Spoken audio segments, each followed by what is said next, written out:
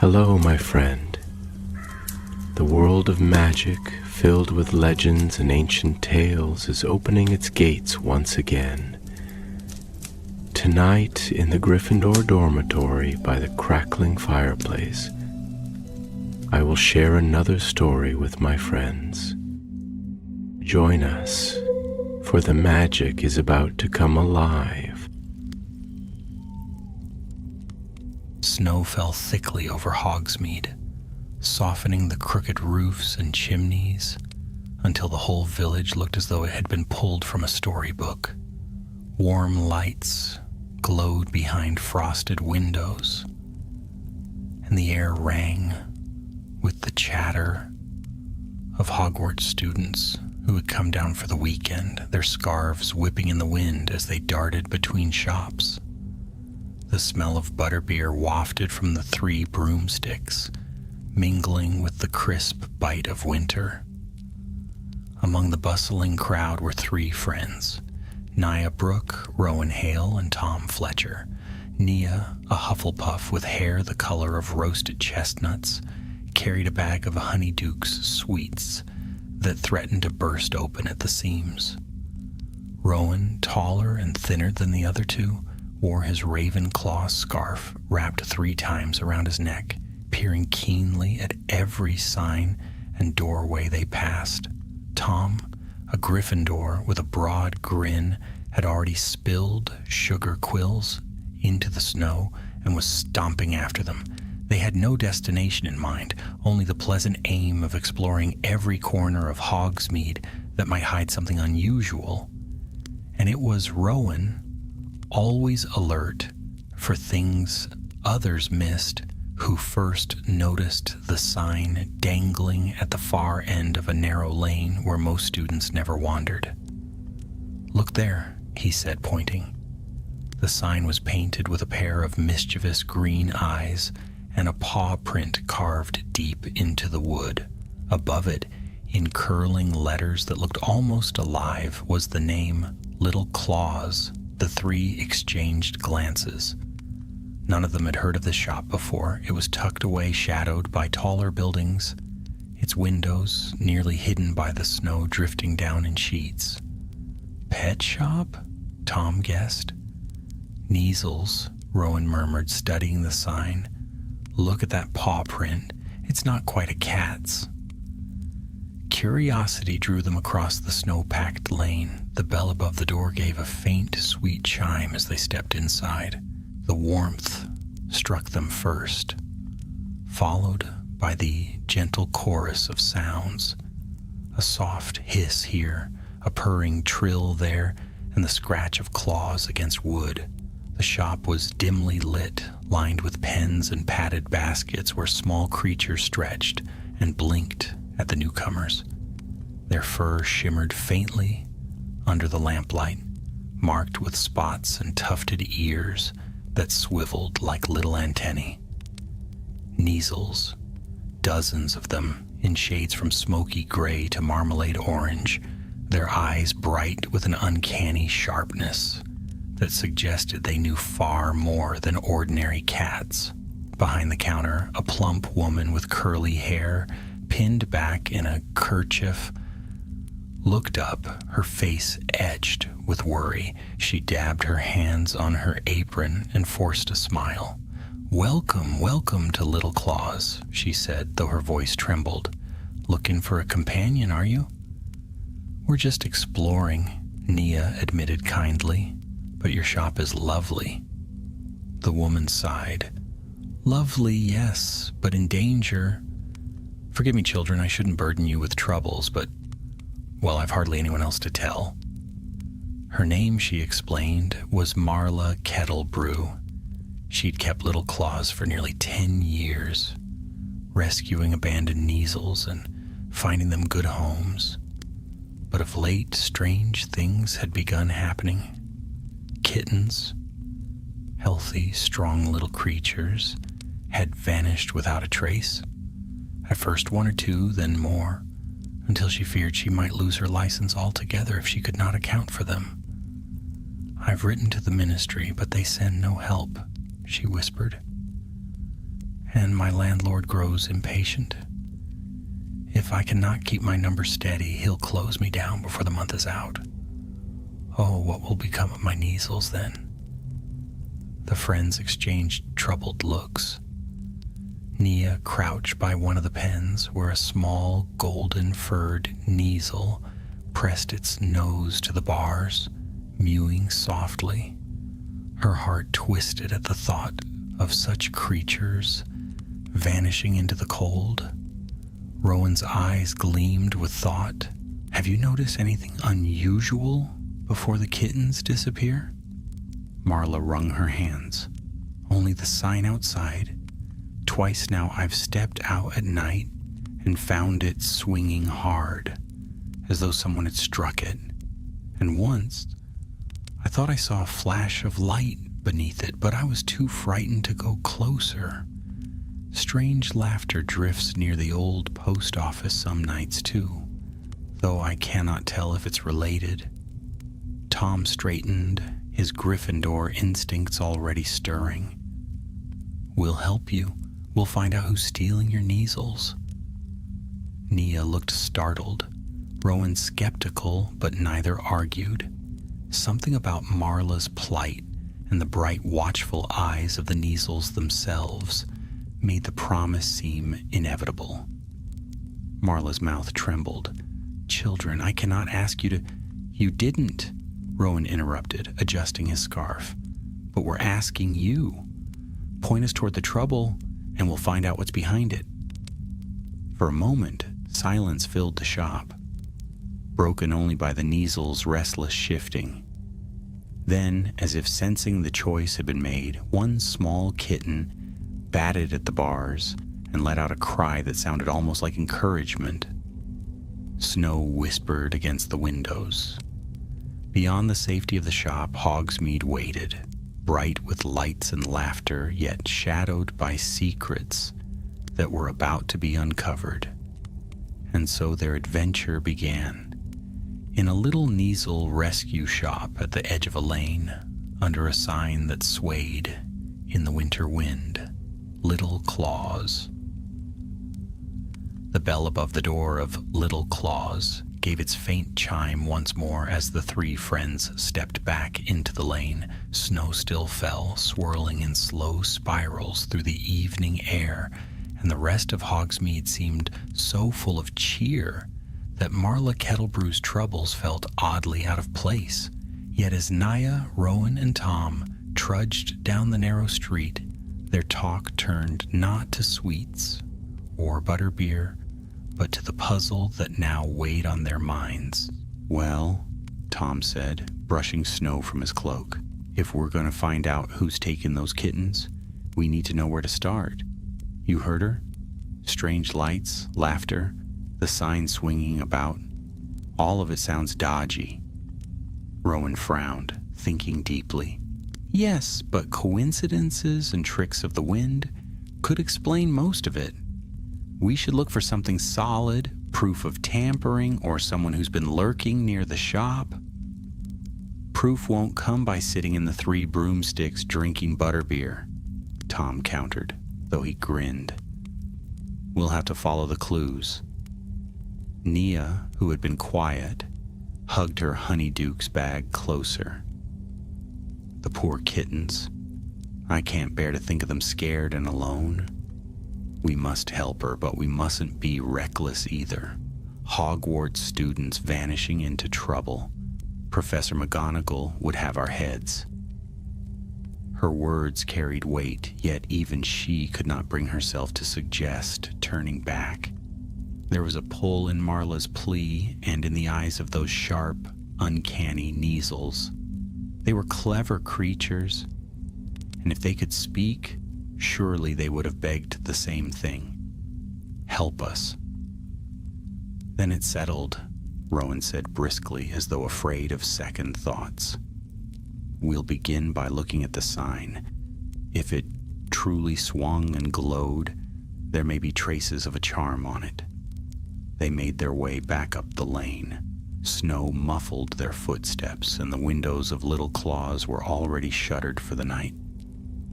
The sign creaked faintly above them, the painted eyes of the Kneasel glimmering green, even in the dim light of the street lamps. Tom craned his neck, reaching up to steady it. "Doesn't look like much," he muttered, "just wood and paint." "Wait." Rowan drew his wand, murmured, "Lumos?" and held the glow close to the lettering. Fine threads of shimmer gleamed across the surface, marks invisible in daylight. His brows furrowed.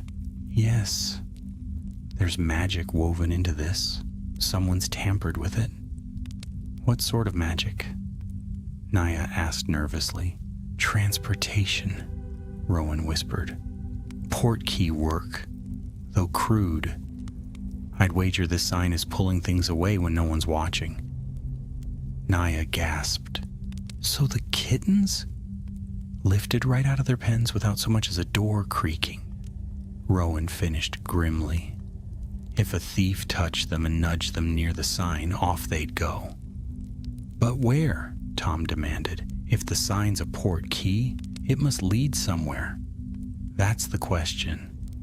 Rowan reached out, then drew his hand back quickly. "Best not to touch it ourselves. Not until we know more. Port keys are tricky things. You could end up anywhere." The three fell silent, staring at the innocent-looking sign swaying gently in the wind. It was a clever trick, a smuggler's tool hidden in plain sight, too subtle for Marla to notice until it was too late. At last, Tom spoke. "All right. We'll keep watch tonight. If someone comes to use the sign, we'll follow them." "Follow them where?" Naya asked, her voice faint. "We don't even know what dangers lie ahead." "To the truth," Tom said simply. His eyes were bright, reflecting the lamplight, and for a moment Naya felt as though she saw the shadow of every Gryffindor who had ever chased after danger, heedless of the risks. Rowan rolled his eyes, though he didn't argue. "Fine, but we'll be clever about it. Hiding charms, disillusionment, and we stay together." "Agreed?" Naya nodded, though her stomach fluttered with nerves. Tom clapped his hands together. "Splendid. Let's fetch cloaks and warm gloves from the 3 broomsticks, then meet back here after dark. If a thief's at work, we'll catch them." The night deepened swiftly. The glow of the village dimmed as snow thickened into a curtain, smothering sound and sight alike. Students drifted back to the castle, their laughter echoing faintly before fading into silence.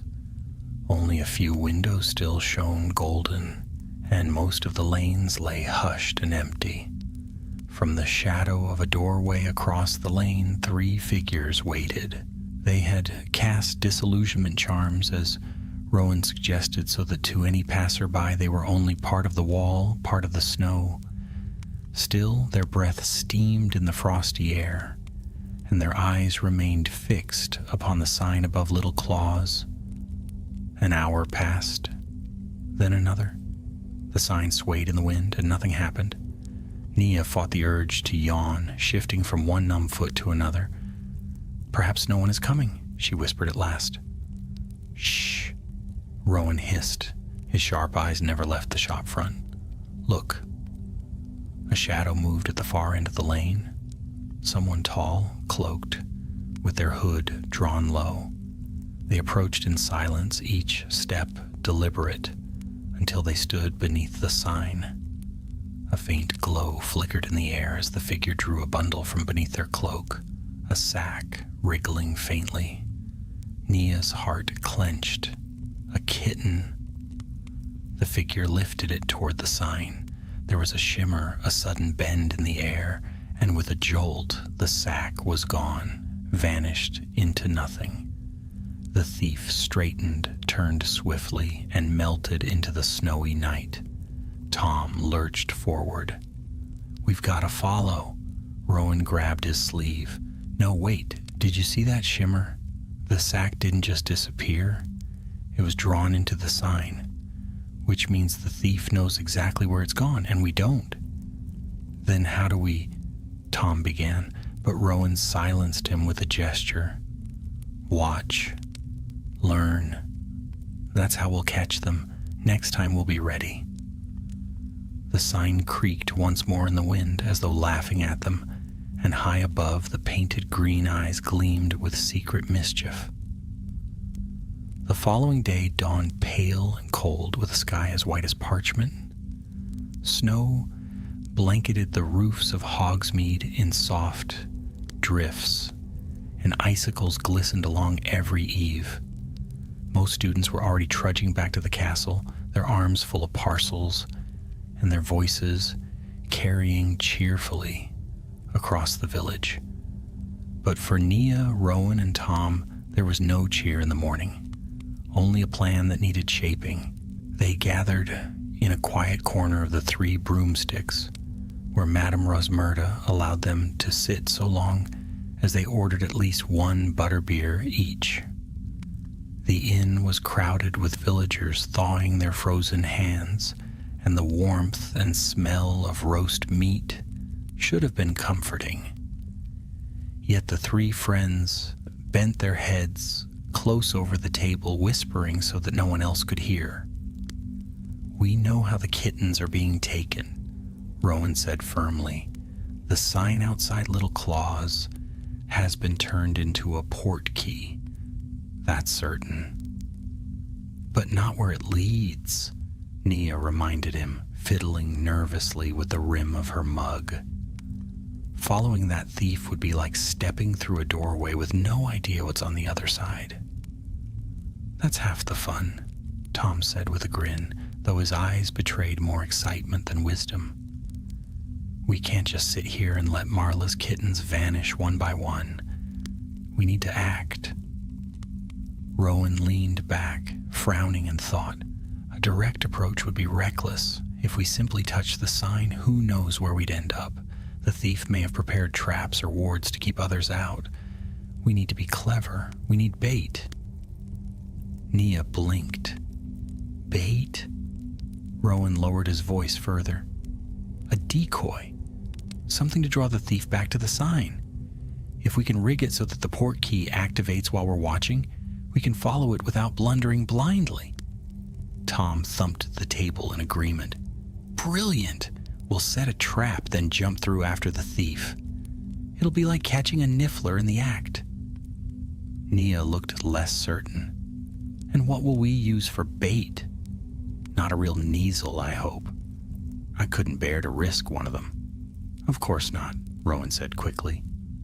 He tapped his wand against his mug, and with a faint pop, the foam at the top swirled into the shape of a tiny golden kitten, complete with twitching tail. "We'll make a replica, an enchanted copy, lifelike enough to fool a hurried thief, but harmless if taken." Tom laughed, nearly spilling his butterbeer. "You Ravenclaws and your tricks. That's perfect." Nia relaxed slightly, though her brow remained furrowed. "But what if the thief notices? What if they can tell it isn't real?" "Then we'll have wasted a night," Rowan said calmly. "But I don't think they'll stop to inspect. They're working quickly, afraid of being caught. That is our advantage." And so the plan was laid. After dusk, they would return to Little Claus, set the decoy near the sign, and wait. If fortune favored them, the thief would come.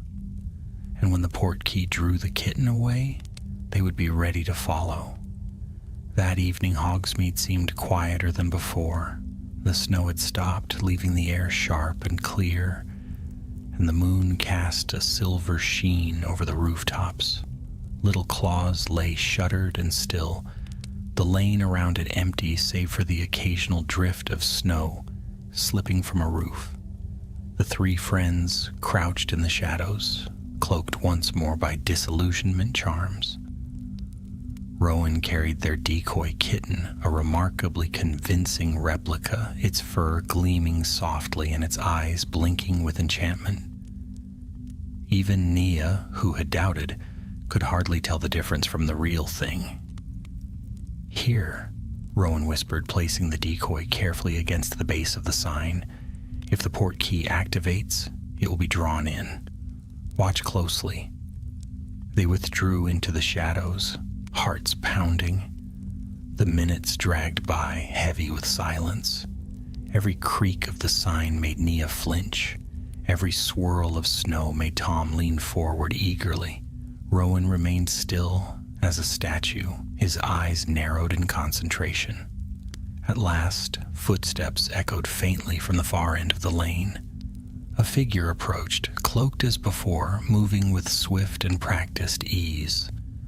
The hood was drawn low, but in the moonlight, Nia glimpsed a pale hand clutching a scrap of parchment. The figure paused beneath the sign, muttered something under their breath, and reached for the decoy kitten. In an instant, the air shivered. The kitten shimmered, then vanished, drawn into the port key as neatly as the sack had been the night before. The cloaked thief glanced once over their shoulder, then strode away. But the friends had no eyes for the thief now. Their attention was on the sign itself, still glowing faintly from the magic it had just performed. "Now," Rowan whispered, "take my hands." Nia grasped one, Tom the other. Together they reached out and touched the painted wood of the sign. The world lurched. A violent pull yanked them forward as though a hook had caught behind their navels. Snow and shadows spun into streaks of light. Nia gasped, clinging desperately to her friends as the ground vanished beneath her feet. Then, with a jarring thud, they landed in darkness. The air was cold, damp, and smelled faintly of dust and mold. They were standing in a narrow cellar lit only by a few flickering candles.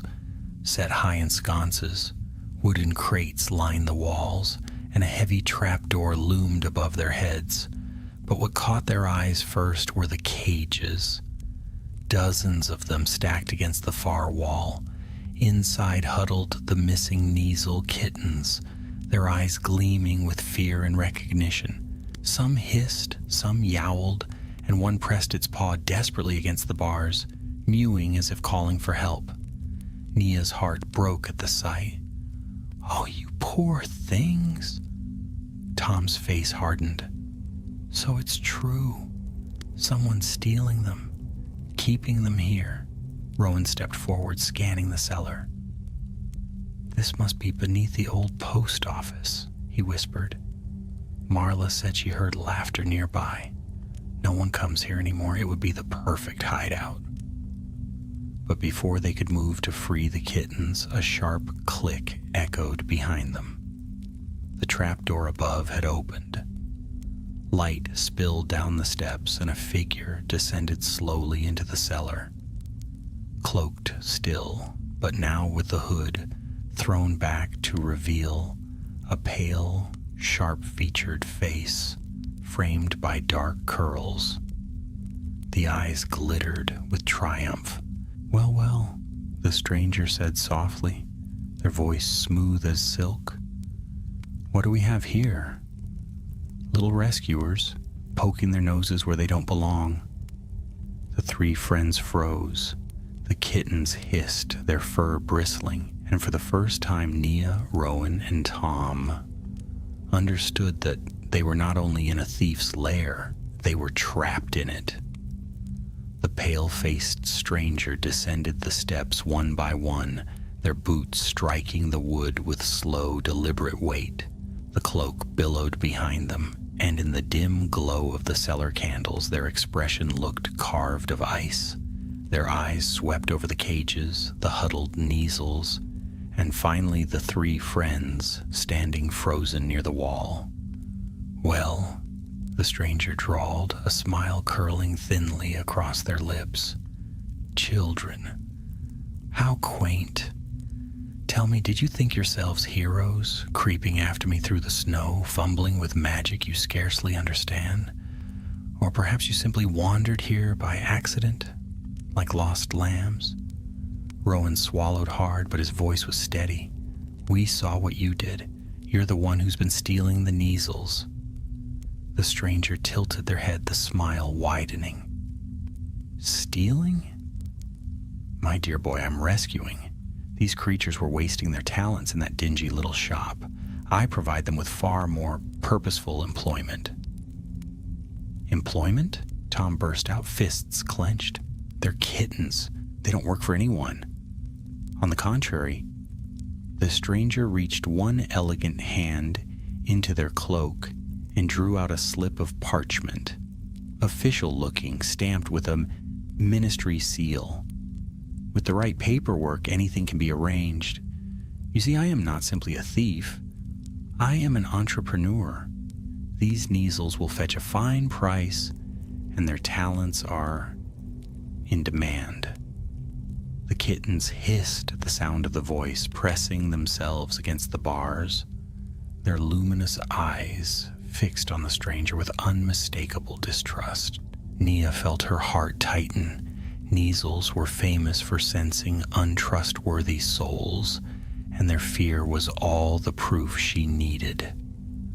"They don't want to be with you," Nia whispered fiercely. "You frighten them. They know what you are." The stranger's smile faltered for a fraction of a second, but then returned sharper. "Clever girl. Yes, Neasels are inconveniently perceptive. That is precisely why they are valuable. A creature that can sniff out liars is a tool worth more than gold." Rowan edged subtly closer to the cages, wand hidden against his side. He spoke quickly to distract. "Who are you, then? Someone from the ministry?" The stranger gave a theatrical bow. "Viola March, Beast Division Clerk at your service. At least that is the name my papers carry. But let us not bandy words. You have trespassed in my cellar, children. And now you must decide whether you are clever enough to walk back out." Tom's wand was in his hand before he could think better of it. "We're not leaving without the Neasels." Viola's eyes gleamed with amusement. So bold, so foolish. The air trembled. With a flick of her wrist, Viola sent a jet of light crackling across the cellar. Tom threw himself aside, the spell exploding against the crates behind him with a shower of sparks. Nia cried out and ducked, clutching her wand with shaking hands. Rowan, ever quick-thinking, shouted, "Protego," and a shimmering shield burst into life before them. The kittens screeched and yowled, their cries echoing through the cellar. Viola's smile sharpened into something cruel. "Oh, very good. You have some skill, but how long can you last against me, I wonder?"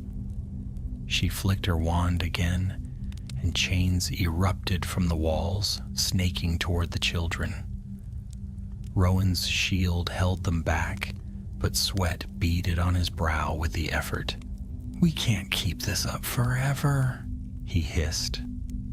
"Then we'll fight smarter," Tom growled. He pointed his wand at the nearest candle and shouted, "Confringo!" The candle exploded in a burst of flame, plunging half the cellar into shadow. Smoke curled through the air, and in the confusion, Nia darted forward. Her hands fumbled at the cage nearest her, searching desperately for a lock. Come on," she whispered, wand trembling. "Alohomora." The lock clicked. The door swung open, and a tiny Neasel leapt free, scrambling up her arm to perch on her shoulder. Its eyes glowed fiercely, ears twitching. It hissed at Viola, the sound sharp and defiant. Viola's expression darkened. "You dare!" Rowan seized the moment. "Now, Tom!" Together the boys fired twin spells, one blinding light, the other a blast of force. Viola deflected them with a lazy sweep of her wand, but it gave Nia enough time to fling open two more cages. Neasels darted out, scampering into the shadows with quick, clever movements. But Viola was no ordinary thief. With a twist of her wand, she conjured a shimmering net of magic that spread across the room, driving the Kneazles back. "You think you can outwit me?" she sneered. "Children, you are playing at war, with sticks and whispers. I have allies, buyers far more powerful than you can imagine, and when they arrive, you'll wish you had stayed in your castle where you belong." Nia's heart pounded. Buyers! So Viola wasn't working alone. Somewhere, someone was waiting for these stolen creatures, and perhaps far more, but there was no time to dwell on it. Viola advanced, her wand glowing with malevolent light.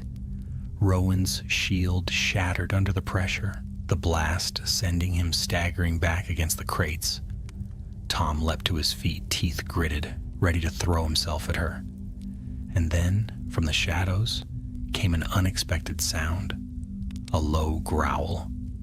The Kneazle on Nia's shoulder arched its back, ears flat, tail bristling. Its golden eyes flared as if catching hidden fire. Then with a sudden leap, it launched itself at Viola's face. Viola shrieked, staggering back as claws raked across her cheek. The distraction was all the friends needed. Rowan raised his wand high and shouted, "Stupefy!" The red jet of light struck Viola squarely in the chest. She reeled, cloak twisting around her, and toppled against the wall. The cellar shook as she collapsed, crates tumbling and splintering. For a moment, silence filled the air. Then Tom let out a long breath, lowering his wand. "Blimey," he said weakly. "That was—" "Not over," Rowan interrupted sharply. He was right. Viola stirred, groaning, her wand clattering but not lost. She rolled to her knees, her expression no longer mocking but murderous. "You children will regret this," she hissed. With a jerk of her arm, she pressed her hand against the cellar wall. The bricks shimmered, and a doorway appeared. Before they could stop her, Viola darted through it, the doorway snapping shut behind her with a pulse of magic. The cellar fell still once more, save for the whimpers of the Kneazles and the ragged breaths of 3 children who had narrowly avoided disaster. Nia clutched the golden kitten to her chest, her voice shaking. "She's gone." Rowan's eyes burned with determination. "Not gone, escaped. And if she thinks we'll stop here, she's wrong." Tom wiped sweat from his brow, glancing at the cages still filled with frightened creatures. "First things first. We free the rest of them, then we find where that doorway leads." Above them, the wind howled through the chimneys of Hogsmeade. Somewhere beyond the walls, Viola March was slipping through shadows, plotting her next move. But for now, in the cold, flickering light of the cellar, 3 friends and a host of Kneazles prepared for the fight to come. The adventure had only just begun. The cellar was heavy with silence once Viola March slipped through the shimmering doorway, leaving only the echo of her threat behind. The flames of the guttering candles sputtered in the draft she had conjured, and for a long moment none of the friends spoke. The Kneazles stirred in their cages, hissing and pawing at the bars, as though urging the children to act. Rowan was the first to move. He shoved his hair from his face, his eyes bright with a grim fire. "We can't let her vanish. If she's gone into the old post office tunnels, she could have passages that lead half the length of the village. We'll lose her unless we're quick." Tom was already fumbling with the lock of another cage. "Then let's hurry up and free these little ones first. If she meant to sell them, she'll be back, and we can't leave them here." Nia pressed the golden Kneazle tighter against her chest. Its fur bristled with tension, yet it did not try to flee. Instead, its sharp eyes darted between the friends as though it understood the choice they faced.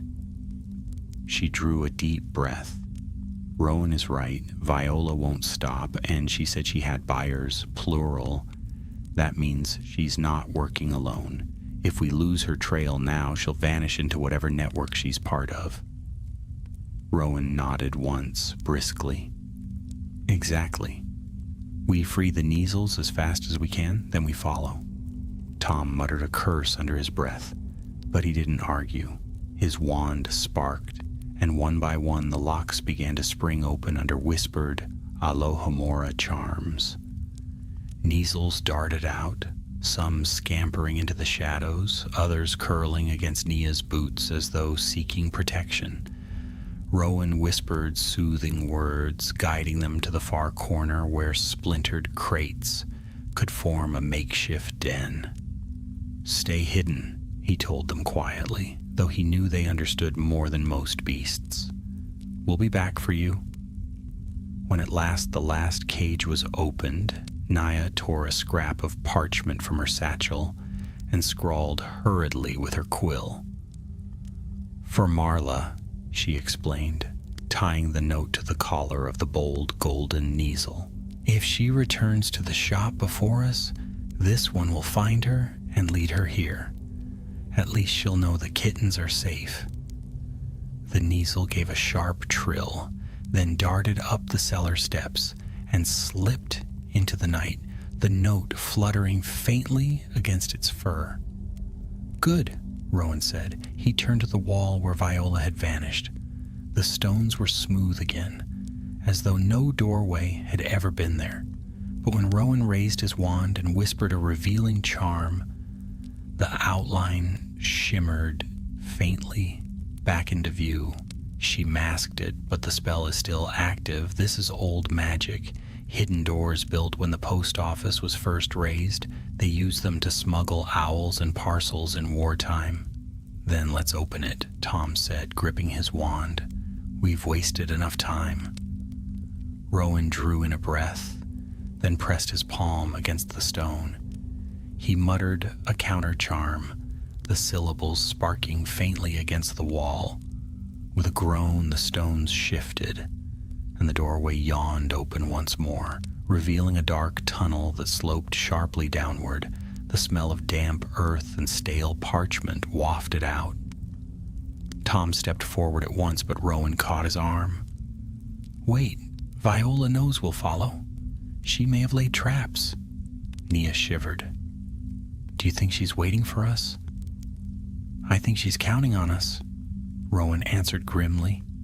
But that doesn't mean she'll win. They exchanged glances, then nodded together. Wands lit, hearts hammering, they stepped through the doorway and into the tunnel beyond. The passage was narrow, the stone walls slick with moisture.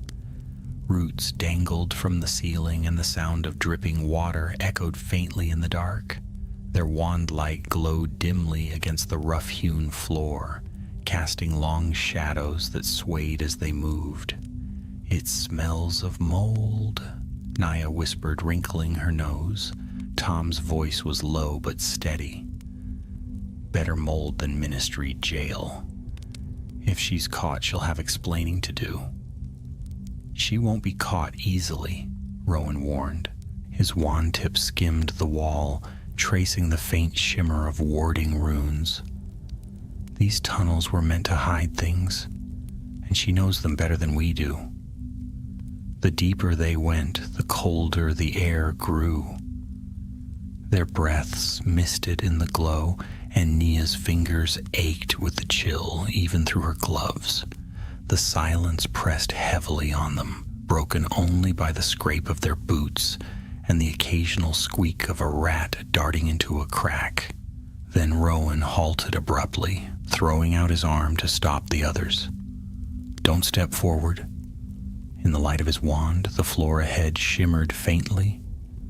A thin silver line stretched across the tunnel wall to wall, almost invisible. A trip hex, Rowan said quietly.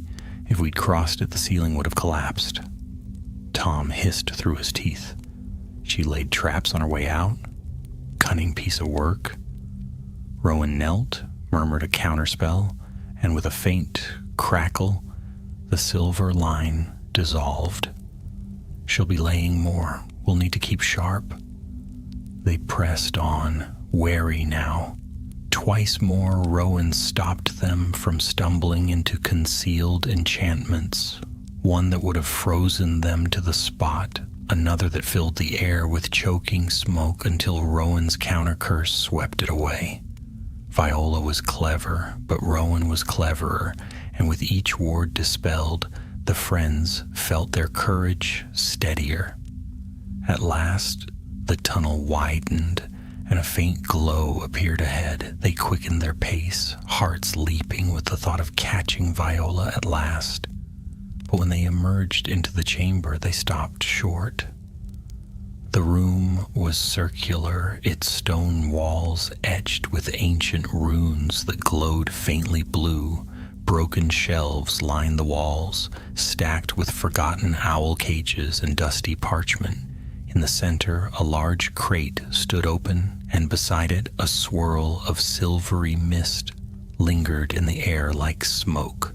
"She apparated," Rowan muttered, frustration in his voice. "She used a charm to mask the sound and vanish from here." Tom clenched his fists. "Then she's gone again." But Naya shook her head. "Not gone. Look."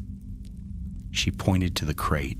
Inside lay more slips of parchment, each stamped with the same ministry seal Viola had shown them. They were permits, dozens of them for the transport and trade of magical beasts.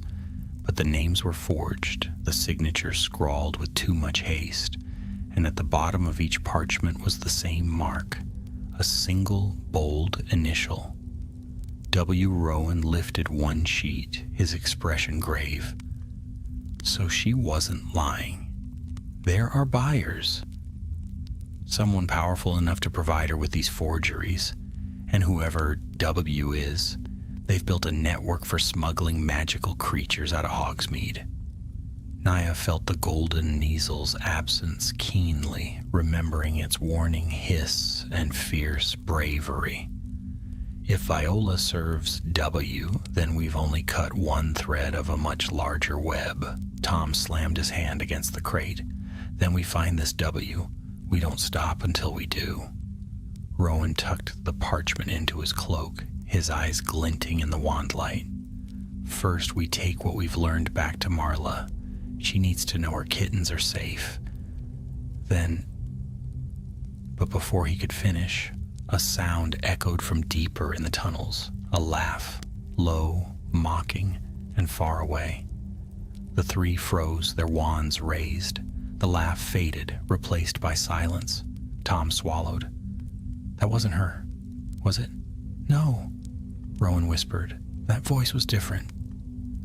The chamber seemed suddenly colder, the runes on the wall flickering faintly, as though disturbed by an unseen presence. The friends exchanged uneasy glances, the weight of the parchment heavy between them. Whoever WW was, they were not finished with Hogsmeade, and neither were the three who had vowed to stop them. The way back through the tunnels seemed longer than before. Perhaps it was the weight of discovery pressing on their shoulders, or the echo of that mocking laugh that followed them long after it faded.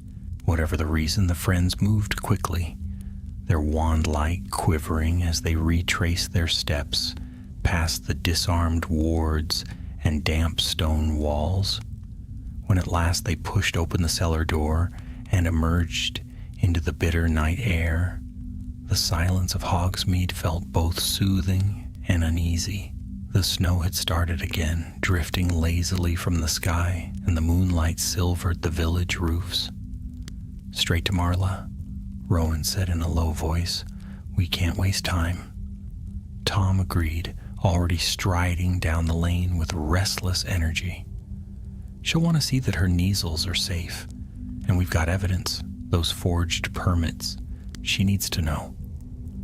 Naya followed, her eyes lingering on the shuttered windows of little claws as they approached. A dim glow seeped through the cracks and smoke curled faintly from the chimney. Someone was awake. They knocked gently. For a moment no sound came.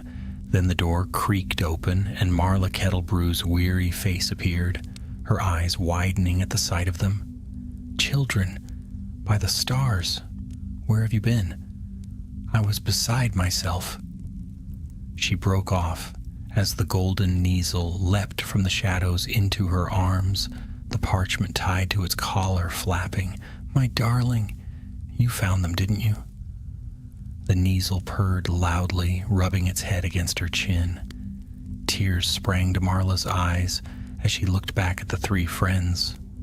Tell me what happened." Inside the shop, the fire was blazing, casting a warm glow over the pens and baskets. Several Kneazle kittens already nestled safely near the hearth, returned by the Golden One's guidance. The others scampered free as Rowan opened the enchanted satchel they had carried from the cellar, leaping out with relieved cries. The room filled with the sound of purring, hissing, and the soft scuffle of paws.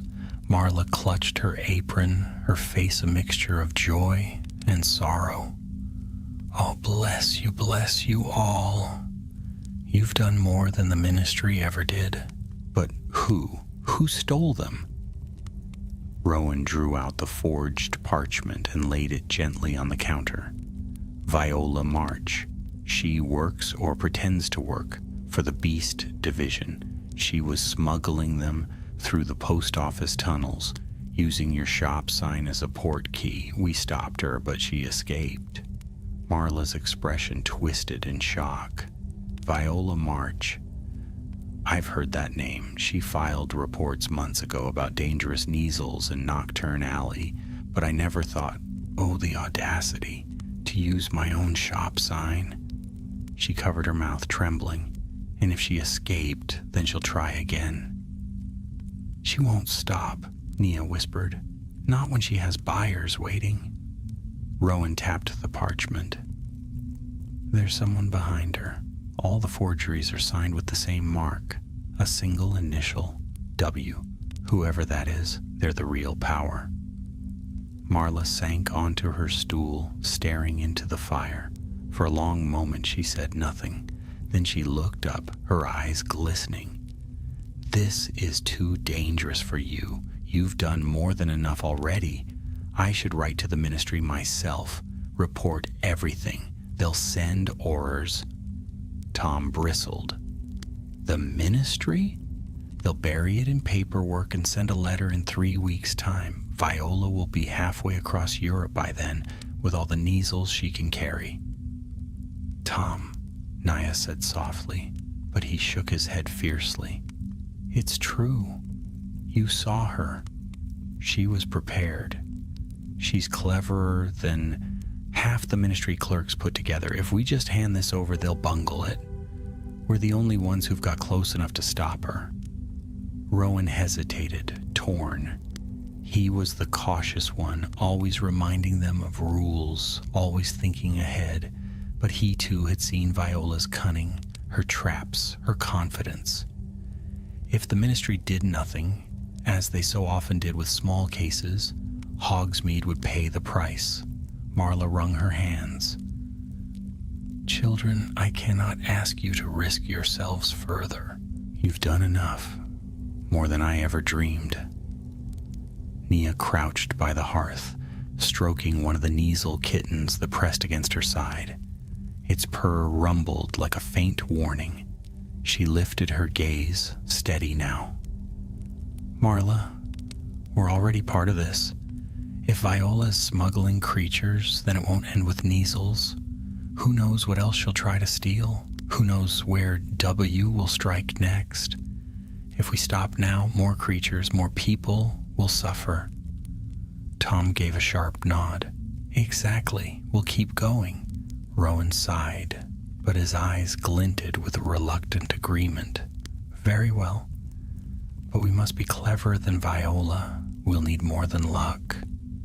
It was then that the golden Kneazle padded across the counter, its eyes fixed on the parchment in Rowan's hand.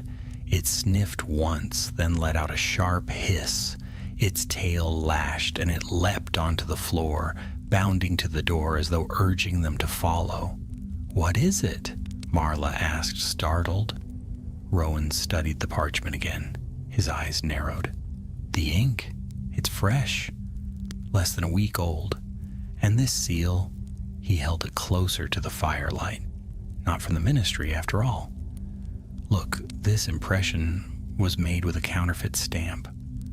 I've seen diagrams of the real one in magical law class. The details don't match." "Then where did it come from?" Nia breathed. The Kneasel yowled from the doorway, its tail flicking impatiently. Rowan stood abruptly. "Perhaps it knows. Kneasels can sense deceit, remember. If this one recognizes the scent of the parchment, it may lead us to where it was forged." Tom was already pulling on his cloak. "Then let's follow it before the trail fades." Marla rose, wringing her apron. "Please be careful. And if you find yourselves in danger, come back. Promise me you'll come back." The friends nodded, though none of them spoke aloud, the fear twisting in their chests. Danger was certain, but the thought of turning back was impossible. The golden Kneasel pushed open the shop door with surprising strength and bounded into the snow. The children followed, their boots crunching softly in the stillness of the night. The village lay hushed, lamplight glowing faintly through curtains, smoke curling from chimneys. Yet the Kneasel moved with determination, weaving down alleys and across silent streets, until it halted before a building none of them expected. The abandoned post office. Again. But this time not the cellar. The Kneasel padded up the crumbling steps to the front door, scratched once at the wood and sat back, its green eyes gleaming in the moonlight. Rowan raised his wand, his face grim. She wasn't only using the cellar. This whole place is part of her work, and if W left any trace, it will be here. The door creaked open under his spell, the smell of dust and damp parchment rushing out to greet them. Together, hearts pounding, the three friends stepped into the darkness of the old post office, unaware of the deeper secrets waiting within. The front door of the abandoned post office swung inward with a long groan as though it had not been opened in years. Dust swirled in the moonlight, spilling through the crack, and the smell of moldy parchment and owl droppings wafted out. The golden Kneasel slipped inside at once, tail high, and vanished into the shadows. Nia, Rowan, and Tom hesitated on the threshold. The building loomed around them, its boarded windows rattling faintly in the night wind. Once, it had been the bustling heart of Hogsmeade. Owls swooping through its rafters, parcels stacked high behind the counters. But since the ministry had closed it down, no one had stepped within, at least no one law-abiding. Tom adjusted his grip on his wand. "Well, it looks as dreadful as I imagined. What are we waiting for?" Rowan stepped forward, his wand raised. The beam of light illuminated cracked tiles, a toppled desk, and shelves sagging under the weight of forgotten ledgers. The silence pressed heavily on them, broken only by the occasional flutter of a rat scurrying across the floor. "Careful," Rowan murmured. "Viola may have laid traps here as well." They crept forward, their footsteps muffled by dust. The golden Kneasel moved ahead with uncanny certainty, pausing at intervals to sniff the air or scratch at the floorboards before pressing on. At last it stopped before a counter, its ears pricked forward. Rowan leaned over. The counter was layered with grime, but faint lines were scratched into its surface, as though someone had drawn hastily with a knife. He traced the marks with his finger, eyes narrowing. These are coordinates. See? Longitude and latitude. She's been marking shipment routes, Nia shivered. Shipments of Kneazles? And other beasts, most likely, Rowan said grimly. He brushed aside more dust, uncovering several more sets of numbers. This isn't small, this is organized, and these scratches are fresh. The wood hasn't darkened with age yet. Tom scowled. So Viola wasn't working alone. She's part of something far bigger.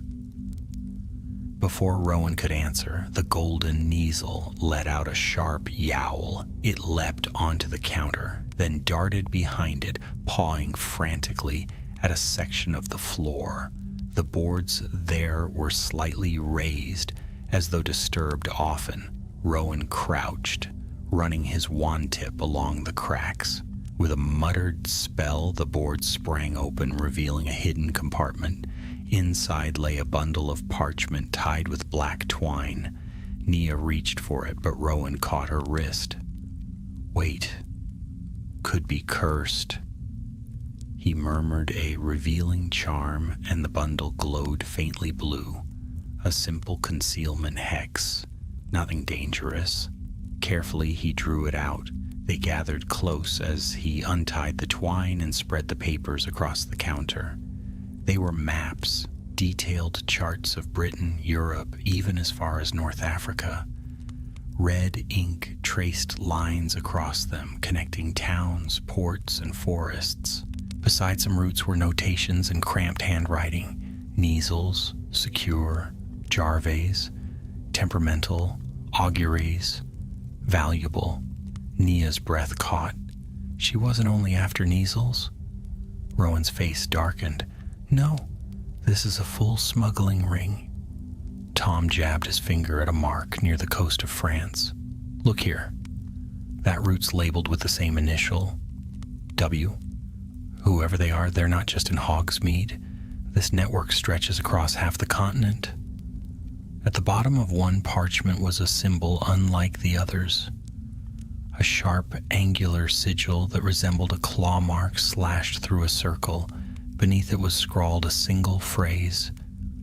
The wild path must remain unseen. Nia whispered the words aloud, and they seemed to linger in the air, cold and heavy. Before Rowan could puzzle it out, a faint creak echoed from the rafters above. All three froze, their wands snapping upward. Someone's here, Tom hissed. A shadow shifted across the ceiling beams. Then, with a rush of movement, something swooped down. Not Viola, not an owl, something larger, a raven. Its wings beat the air furiously as it circled them, eyes glowing faintly in the wand light. Around its leg was tied a scrap of parchment. Before Rowan could react, the bird dropped the note onto the counter and alighted on a shelf, watching them with unsettling stillness. Nia's hands trembled as she picked up the parchment. The writing was jagged, written in dark ink that seemed to sink into the fibers. Children should not meddle in matters of the wild path. There was no signature, only the single letter, bold and unmistakable, W. Nia gasped and dropped the parchment as though it burned. Tom swore under his breath, raising his wand toward the raven, but the bird gave a harsh caw, then exploded into smoke, vanishing into nothing. Rowan's face had gone pale, but his eyes glittered with determination. He knows we're here. Whoever W is, he's watching us. That laugh in the tunnels, it was his. Nia wrapped her arms around herself, suddenly chilled. If he can send messages straight into the post office, he must have spies everywhere. Tom slammed his fist against the counter, scattering the maps. Let him watch. He'll see that we're not afraid. We'll bring all of this to Dumbledore himself if we have to. That'll end it. Rowan frowned. Perhaps. But Dumbledore has the whole of the castle to guard, and wars brewing beyond it. W might vanish into the cracks before the headmaster can act. No, we need more. Proof. Names. Something that binds W to these crimes so tightly he cannot slip free. The golden Kneazle let out another sharp cry, leaping down to the floor. It darted toward a staircase at the back of the hall, then stopped, looking over its shoulder expectantly. Tom grinned despite himself. Looks like we've still got a guide. Rowan gathered the scattered maps and stuffed them into his cloak. Very well, but be ready. If W truly knows we're here, then this won't be a simple search. It's a trap. The staircase groaned beneath their boots as they followed the Kneazle upward. The building seemed to sigh with every step, the weight of years pressing down. At the top they reached a long corridor lined with shuttered windows. Moonlight bled through the cracks, painting pale lines across the dusty floor. At the far end stood a door. Unlike the others, it was untouched by dust, its brass handle polished bright. The Kneazle sat before it, tail twitching, eyes unblinking. Nia whispered, "She's brought us here for a reason." Rowan nodded grimly. "Then let's see what waits for us."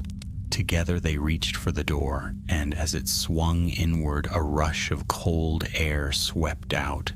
Air that smelled not of dust and parchment, but of the forest, wild and sharp. Inside, candles burned in a perfect circle around a table strewn with letters, maps, and a single black feather that gleamed like polished obsidian. And pinned to the wall above it all was a mask. A mask shaped like a raven's face, its beak hooked, its eyes hollow.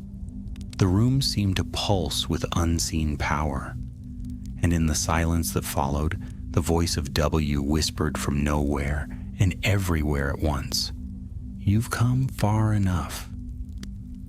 The room beyond the polished brass handle seemed utterly unlike the rest of the abandoned post office. Where the corridor was crumbling and thick with dust, this chamber looked recently lived in, almost prepared. The candles in their perfect circle burned with steady flames, casting a warm amber glow that revealed no cobwebs or grime. The table at the center was orderly, as if its occupant had stepped away only moments before, yet it was the mask that drew their eyes. It hung above the table on a nail driven straight into the wall, its carved beak gleaming, the hollow eye sockets deep and black. Though it was still, it seemed to watch them, the flickering candlelight sliding across its surface so that its shadows shifted, never quite the same twice. "You've come far enough." The words whispered around them like the draft of a door opening. Nia froze, clutching Tom's sleeve. Rowan raised his wand, his expression tight. "Show yourself," he said sharply, his voice steadier than he felt. But no figure appeared. Instead, the mask shivered on the wall. Slowly, impossibly, it lifted, the nail bending as though tugged by unseen fingers. The mask hovered, turning until its empty eyes faced the children directly. Nia's heart thudded painfully in her chest. Tom took a step forward, his jaw clenched. "Stop hiding behind toys," he snapped. "If you got something to say, say it." The mask tilted, as though amused. Then the hollow sockets glowed faintly, and the voice of W spoke again, deeper now, its tone carrying weight like iron chains. "You are bold to step into my den, little ones, bold and foolish." The candles flickered, their flames stretching tall and thin. The air grew colder, smelling of damp earth and pine sap, as though the forest itself had pressed into the room. The maps on the table rustled, though no wind blew. Rowan held his ground, though his knuckles whitened on his wand. "You're smuggling creatures, using forged papers, Viola March is working for you. We've seen the proof. A low chuckle echoed. Viola is useful, but she is a pawn, nothing more. Did you truly think the wild path rests on the shoulders of one frightened clerk? No, it is older than her, older even than your castle's walls, and it does not falter because 3 school children stumble upon it. Nia found her voice, though it trembled. If you think we'll let you keep stealing, you're wrong. Measles, Jarvies, whatever else you're taking, you'll be stopped. The mask's glow deepened, the sockets flaring with a sharp white light. Stopped? By you? Children who tremble in the dark and clutch trinkets for courage? You mistake yourselves. You have not stopped me. You have only stepped into the path I have marked for you. Suddenly the candles flared white, blinding. The walls rippled as though the room itself was warping. The maps lifted into the air, pages fluttering like wings, and the black feather at the center of the table rose until it hung just above their heads. Test them, the voice commanded. If they would walk against the wild path, let them prove they can survive its thorns. The floor beneath their feet groaned and split. The boards folded away, dissolving into shadow, and before they could cry out, the 3 friends were falling. They landed with a jarring thud on damp earth. Nia gasped as the air shifted, no longer the dusty enclosed scent of the post office, but the rich, sharp smell of trees and moss. She staggered upright and looked around. They were in a forest. Moonlight dappled through high branches, though no stars showed above. Mist wound between the trunks, thick and silver, making the air chill and heavy. The golden Kneazle had landed beside them, fur bristling, its eyes wide with warning. "This isn't real," Rowan said quickly, pushing himself up. "It's conjured, an illusion, a trap. W is testing us." "Feels real enough," Tom muttered, brushing mud from his cloak. He spun around, wand raised. "Where's the way out?" As if in answer, the forest shifted.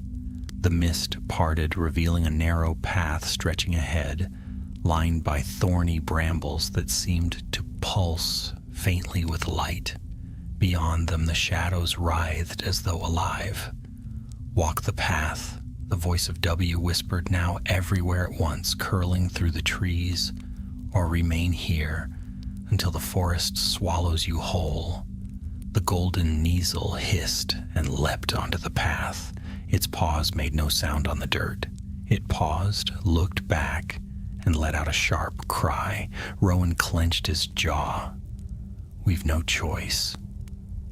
Together they stepped onto the path.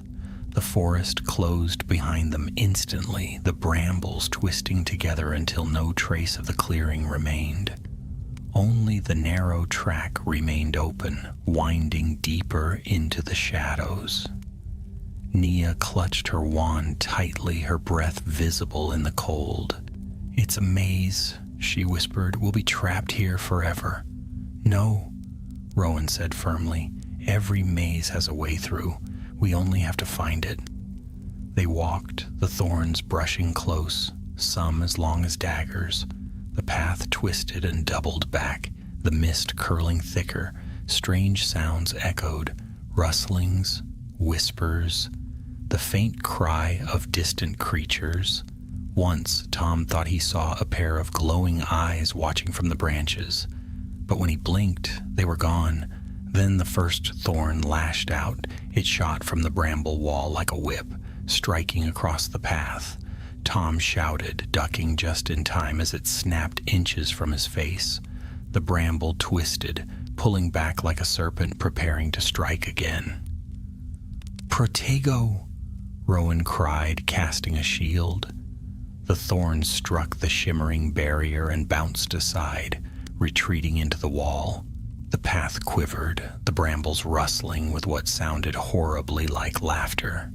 More thorns uncurled, stretching hungrily toward them. "Run!" Tom shouted. They sprinted down the path, the Kneazle racing ahead. Thorns whipped from both sides, lashing at their cloaks, tearing at their sleeves. Nia stumbled, a thorn grazing her arm, leaving a burning welt. Rowan pulled her up, gasping, "Don't stop! Don't stop!" At last they burst into another clearing. The brambles fell still, retreating. The mist swirled, parting to reveal another figure standing at the far side. Not Viola, a tall man cloaked in black, his face hidden by a raven mask. Nia's breath caught. "W!" The figure did not move. The mask tilted slightly, then the voice came again, deeper than before. "You think yourselves hunters, but you are prey. And prey must prove itself worthy to survive." The man raised his hand, and the ground between them split open. From the chasm crawled a creature unlike anything they had seen before, half shadow, half beast, its form shifting constantly. It hissed, eyes glowing with pale fire. Tom raised his wand, his jaw set. "Fine. If it's a fight he wants, it's a fight he'll get." Rowan's hand trembled, but his eyes were bright with defiance. "Remember, it's conjured. It can be beaten." Nia swallowed hard, gripping her wand with both hands. The golden Kneazle arched its back, its fur standing on end, a low growl rumbling in its throat. The masked figure spread his arms, and the voice of W rang through the clearing like thunder. "Show me if you are worthy of the path you have chosen." The shadow beast lunged, its body flowing like smoke, its claws striking with the force of steel. Tom barely managed to roll aside as the ground split. Where he had stood, earth and moss flung into the air. The creature hissed, its glowing eyes fixing on him as it reared back for another strike. "Stupefy!" Rowan cried, sending a red jet of light streaking across the clearing. It struck the creature's chest, but the spell fizzled as though swallowed by the dark mist. The beast only roared louder, its body swelling larger, its outline twisting into something more monstrous. "It's feeding on spells," Rowan shouted. "Ordinary charms won't work." "Then we'll use extraordinary ones," Tom bellowed. He pointed his wand again. "Expulso!" The explosion rocked the clearing, tearing apart branches and sending shards of bark flying. But when the smoke cleared, the shadow beast stood unharmed, its claws glowing faintly with absorbed power. It laughed, or something like laughter, deep and guttural, before charging again. Nia's heart thundered. She raised her wand, but fear froze her tongue. The beast was too fast, too strong, and no spell she knew seemed capable of piercing its darkness. The golden Kneazle leapt before her, tail bristling. It hissed, and the sound was unlike any animal's cry she had heard before, sharp, cutting, almost magical. For an instant the beast faltered, its body flickering at the edges. Rowan's eyes widened. It reacts to intent, he realized. The Kneazle's defiance weakens it. It's not power it fears, it's truth. We must use what is real within us, not just spells. Tom shot him a wild look. How do you cast truth?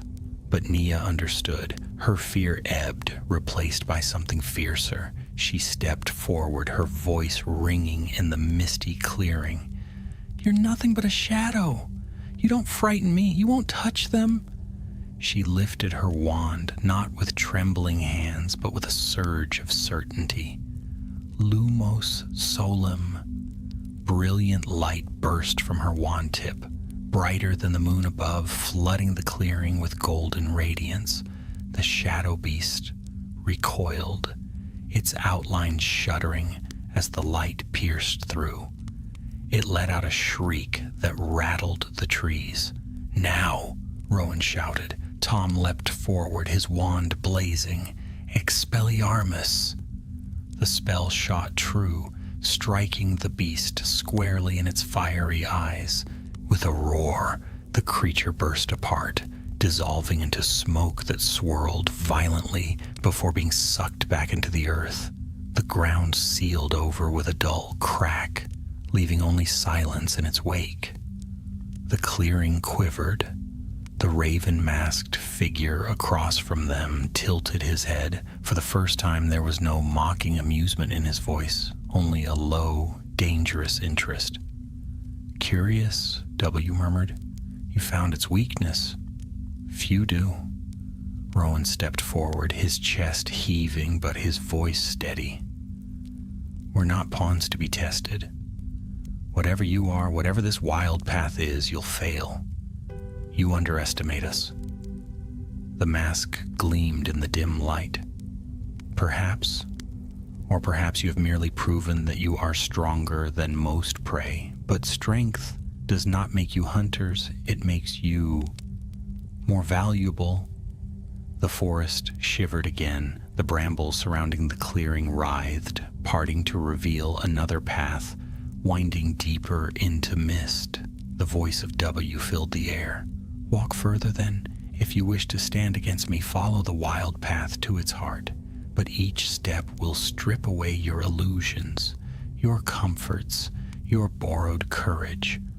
Only those who are true may reach the end."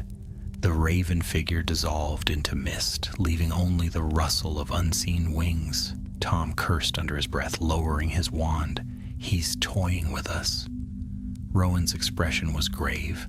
"No, he's measuring us. Every choice we make, every weakness we show, he's learning." Nia bent down, stroking the golden Kneazle, which had returned to her side. Its fur still bristled, but its eyes burned with quiet determination. She swallowed hard. "Then we won't give him weakness to use. We'll prove ourselves stronger than he expects." The three of them exchanged a look, exhausted, frightened, but united. Then, without another word, they stepped onto the new path. The air grew colder as they walked. The mist thickened, curling into shapes that whispered and stretched pale hands toward them. Once Nia thought she heard her mother's voice calling her name from the shadows.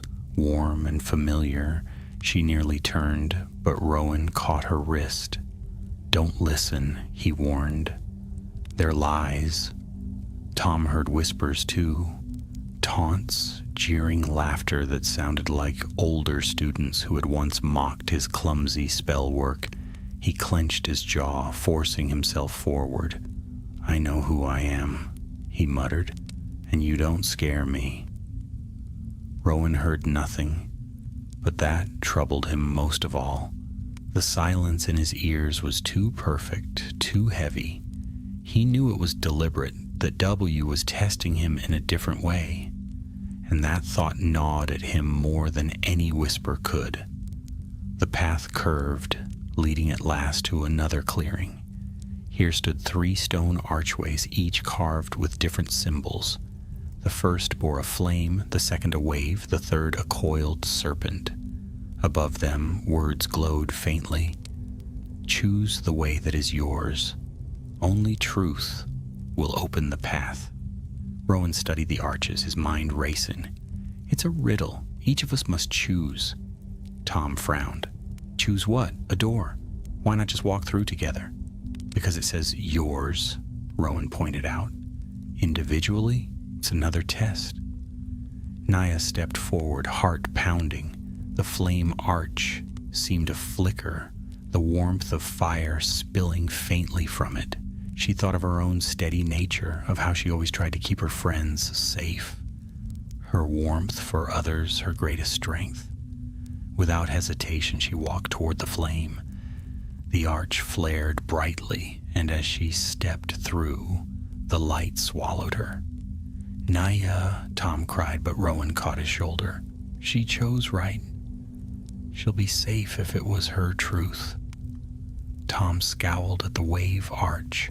the sound of crashing water echoing faintly within. He thought of his recklessness, his courage, his ability to throw himself into danger without fear. Like water, he had never stopped moving forward. With a sharp breath, he strode through the wave arch. The water roared, and he was gone. Rowan was left alone. The serpent arch coiled before him, its stone eyes glinting. He hesitated. Serpents meant cunning, knowledge, secrets. And though he was no Slytherin, his own sharpness of mind, his constant calculation had carried them this far. "I am not afraid of what I am," he whispered, and stepped into the serpent arch. The stone flared green, and the forest dissolved. When they came to themselves again, the three friends stood side by side once more. Though the forest was gone, they were back in the post office chamber, the candles still burning in their circle. The raven mask hung once more upon the wall, unmoving, as though nothing had happened. Yet the air was heavy, charged with magic, and a new piece of parchment lay upon the table. Rowan reached for it cautiously. The words upon it were written in the same jagged hand as before. "You are not yet worthy, but you are not without promise. Return to your school and wait. The wild path will call again." At the bottom, the same claw-mark sigil, and beneath it a final line that chilled them more than the rest. "The next creature we take will not be a Kneasel. It will be something your castle holds dear." Nia's breath caught. Tom swore fiercely. Rowan folded the parchment with trembling hands, his mind already racing. The wild path had tested them and let them go, but it would not be long before it struck again. The candles guttered all at once, plunging the chamber into shadow. Only the faint moonlight seeping through a crack in the boarded windows remained silvering the raven mask where it hung motionless on the wall. For a moment, none of the children moved. Rowan slipped the parchment into his cloak, his hand shaking despite the calm mask on his face. "We have what we came for," he said tightly. "We must get back to the castle." Nia, pale as parchment, clutched the golden Kneasel against her chest. But what if it's true? What if he takes something from Hogwarts? What if... Tom gripped her shoulder. "Then we'll be ready. Come on, before someone finds us here." They left the chamber in silence, their footsteps echoing down the ruined stairwell. The golden Kneasel padded ahead, its tail lashing nervously. The post office seemed darker now, the dust thicker, as though the building itself resented their intrusion. When at last they stepped back into the snowy night, all three of them drew in deep breaths, as though they had been holding them for hours.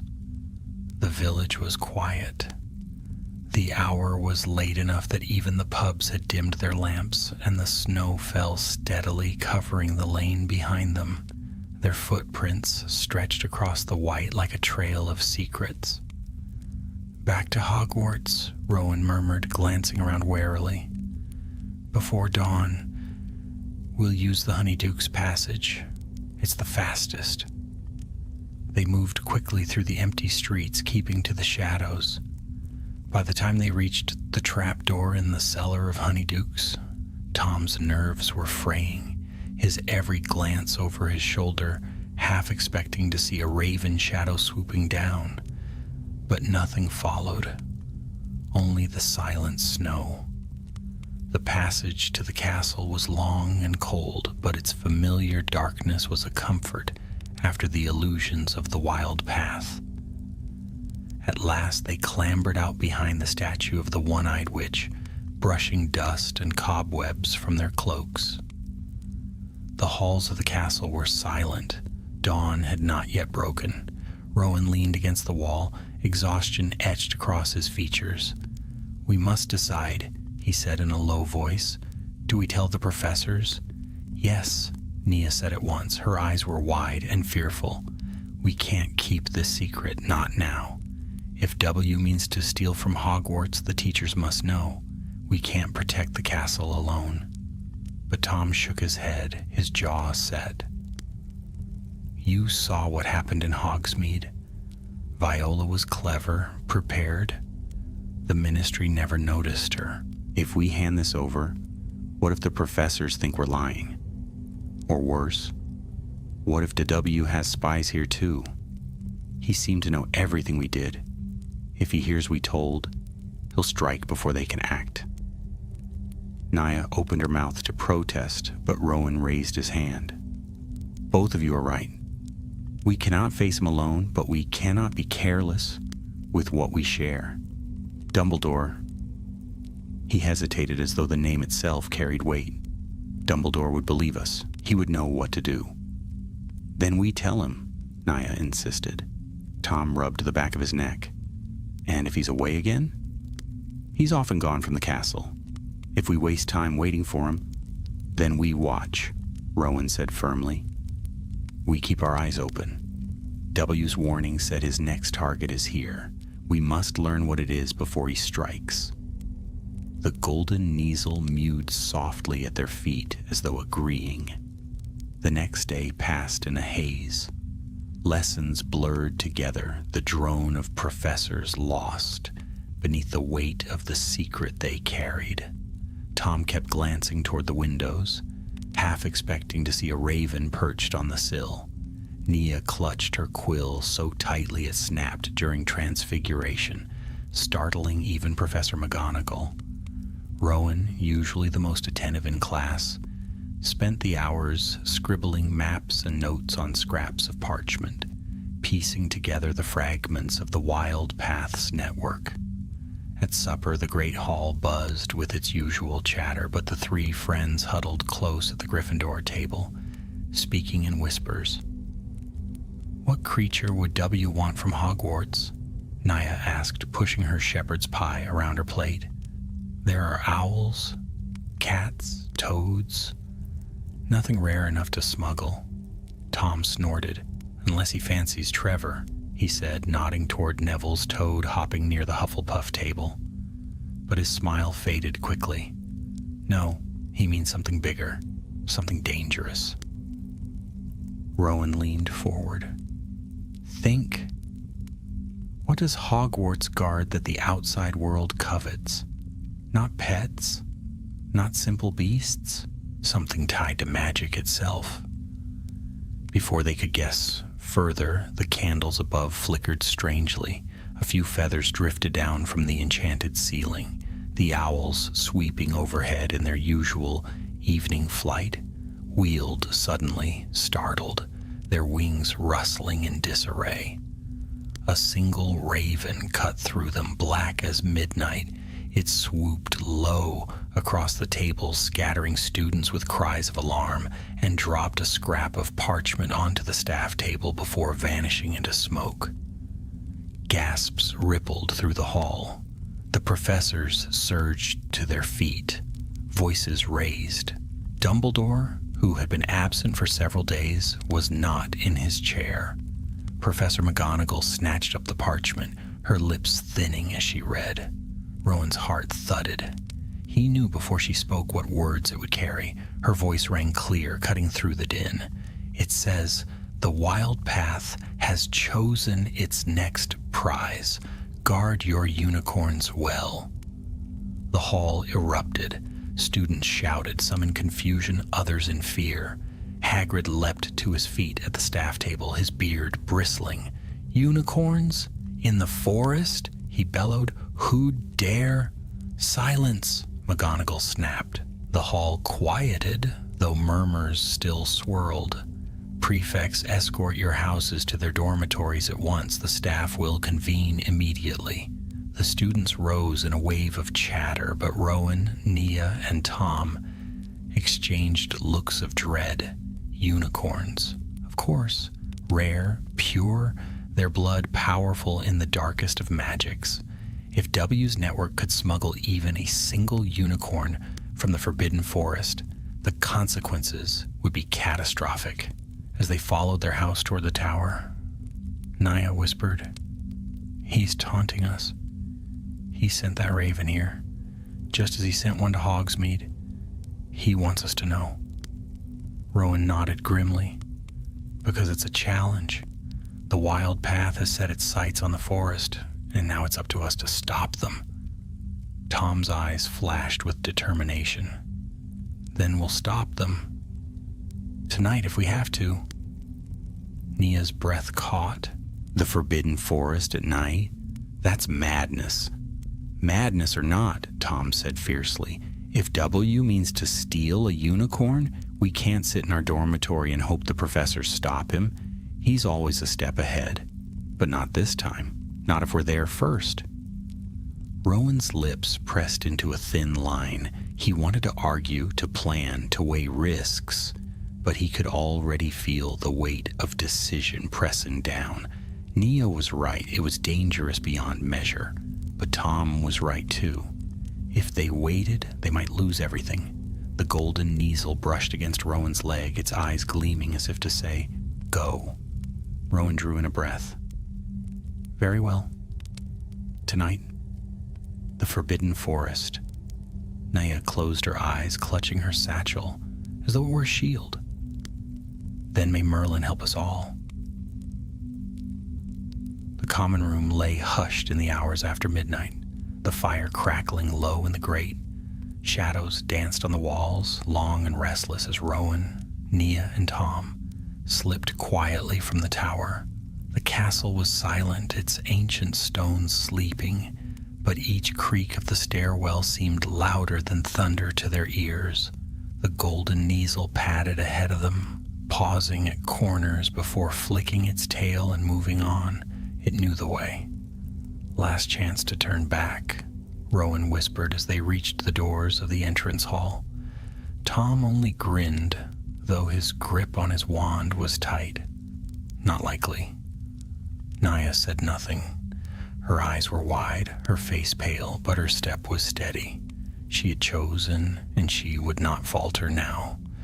Together they pushed open the great oak doors. The night air rushed in cold and sharp. Beyond the lawns stretched the edge of the Forbidden Forest, its black trees swaying under the silver moon. The sight of it always stirred unease, but tonight it seemed more alive than ever, as though the forest itself were waiting. They crossed the grounds swiftly, keeping low, until the shadow of the trees swallowed them. The forest was thick with silence, broken only by the crunch of leaves beneath their boots and the occasional distant hoot of an owl. Mist wound between the trunks, carrying with it the faint, sweet scent of flowers that did not belong to winter. The deeper they went, the darker the world became, the branches overhead blotting out the moon. Rowan lit his wand, the glow illuminating a narrow path winding between roots. "Unicorns often keep to the glades near the river," he murmured. "If W's hunters mean to strike, that is where they'll go." The Kneazle hissed softly, its ears flicking back. It darted ahead, weaving between roots. The children followed, nerves tightening with each step. At last, the trees parted into a small clearing, bathed in silver light. A pool lay at its center, fed by a trickling stream, and there, drinking delicately at the water's edge, stood a unicorn. Its coat shimmered white as fresh snow, its mane flowing like spun silver. The sight stole the breath from their throats. Even Tom, who rarely lacked words, whispered only, "Beautiful." But the beauty lasted only a heartbeat. A shadow swept across the clearing. Figures stepped from the trees. 3 cloaked men, their faces hidden by raven masks. Their wands glowed faintly blue, casting eerie light across the pool. "Wild path," Rowan hissed. The unicorn lifted its head, ears pricked, sensing danger. The masked men spread out, cutting off escape. One raised a crystal vial, the moonlight glinting off its surface. Nia's breath caught. "They mean to take its blood." Tom stepped forward without hesitation. "Not while we're here," he roared. He fired a spell, red light slashing across the clearing. It struck one of the masked men squarely, sending him sprawling into the underbrush. The others whirled, their wands raised. Rowan shouted, "Protego!"